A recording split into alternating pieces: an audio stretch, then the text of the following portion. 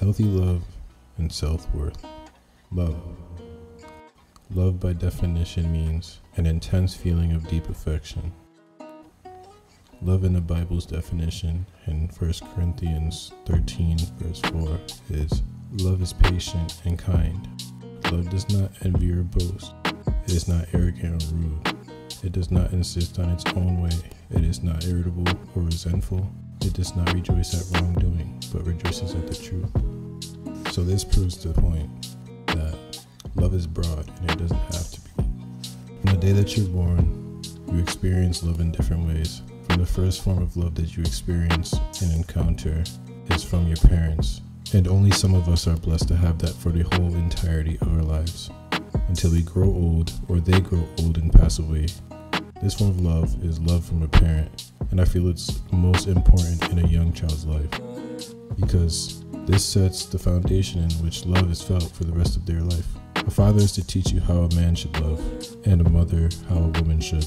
This kind of love should be caring and gentle and is kind, but not often enough this kind of love could be failed for a child. I might be going off track a little, but I didn't mention how strange love actually is, because there's different forms of love and different ways of showing love, and all of that could be really confusing. Some people say that their form of love is showing love by buying things or acts of service. For some people, it is physical touch or spending time. And in this case, to me, it sounds more like a sacrifice rather than love. Going back to the definition of love though, I kind of have the same ideology that loves the feeling that you have towards someone or something very strongly. Although at some point I did agree with the fact that my way of showing love at a certain point in my life was doing things for people to show them that I actually do care instead of them actually just feeling that. It left me feeling very used and abused and left with barely any energy to do things for myself, leaving me unloved by myself. By all means, it's good to do things for people, but when it comes and leaves you feeling a certain way, tired, drained, and like you have nothing left to yourself, isn't healthy. And that's not healthy love. Healthy love shouldn't feel like pressure or stress. Someone whom you love shouldn't stress you out. See, my first love was skateboarding.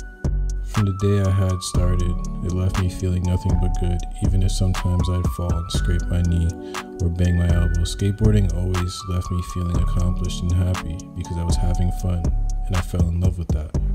I didn't skateboard because I felt like I owed it to this piece of wood with 4 wheels. I did it because I enjoyed it and I loved it, and that's what I did. And as awkward as an analogy that is, it's relatable to humans too. Someone can give you the world and still not love you if they aren't showing you love and respect and care because they love you and not because of a title. And we're human, and it's okay because we have falling outs, but falling out doesn't mean that you don't love someone. The problem becomes when you put someone so far off ahead of yourself because you love them, but most importantly, you're missing the point, loving yourself.